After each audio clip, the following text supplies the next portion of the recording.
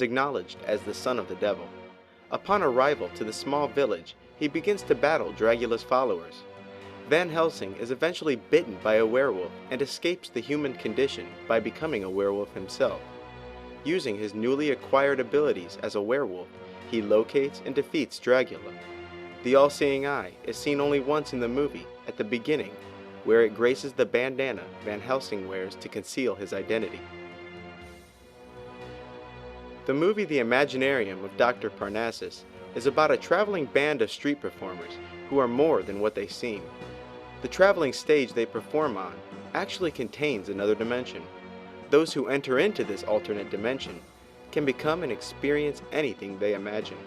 In the movie, an old man named Dr. Parnassus has gambled away the soul of his daughter to the movie's villain, a character called Mr. Nick, who collects people's souls.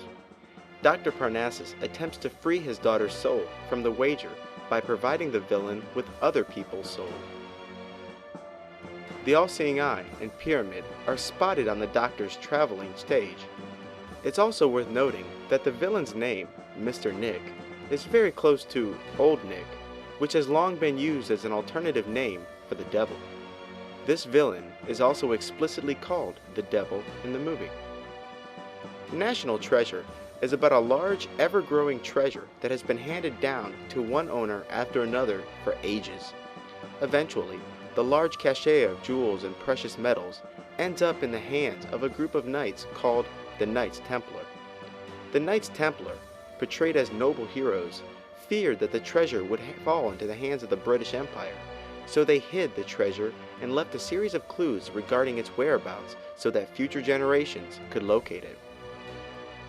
The movie's villain, an Englishman named Ian Howe, intends on cashing in on the treasure by following the clues left by the Freemasons. The protagonist, Ben Gates, played by Nicolas Cage, is also on the trail of the great national treasure. In the movie, the all-seeing eye and pyramid were symbols of the Knights Templar, who would later rename themselves the Freemasons. Sometimes the pyramid and all-seeing eye are seen in a movie or TV show without a specific use or context, as if it had no other apparent purpose other than to be seen. The first of these instances is a series of movies called Halloween Town. In 3 out of the 4 Halloween Town movies, the all-seeing eye can be seen on the door of a taxi that acts as the town's cab service. Being There is a 1979 film about a simpleton gardener named Chauncey Gardner. The main character's mannerisms remind the viewer of Dustin Hoffman's Rain Man. But unlike Rain Man and his superb mathematical abilities, Chauncey has no redeeming qualities or special talents aside from being mistaken by other people as profound and insightful. As the movie progresses, the viewer can hardly tell who's dumber, Chauncey or the countless people who have mistaken his simpleton expressions as deep and profound. At the end of the movie, a group of men are burying one of the president's top advisors who took Chauncey under his wing. Mysteriously, the men conclude that Chauncey is the only candidate that could take the place of the old man who has recently passed away. The all-seeing eye is seen on the final resting place of the president's late advisor. Just before the ending credits, a perplexing scene takes place as Chauncey is witnessed walking on water. The 1973 movie Holy Mountain, similar to El Topo, was going for surrealistic and artsy, but only manages to be absurd and blasphemous to boot, where almost every scene is a mockery of Jesus Christ. At the beginning of this senseless tale, Jesus undergoes what appears to be some kind of initiation as he approaches the 2 pillars of the Tree of Life. This is later confirmed when he was told the words, to know, to dare, to want, and to keep silent. Each of these statements represents one of the magical elements, and all 4 are often said during occult initiation rituals. This ridiculous story surrounds the life of Jesus and 8 others as they journey to a place called the Holy Mountain, where it is alleged that one is bestowed with immortality.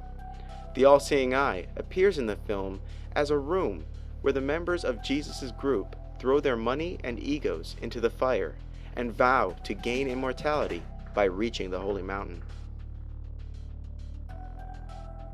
Why is the meaning of the eye confined to so few contexts in so many movies and television shows?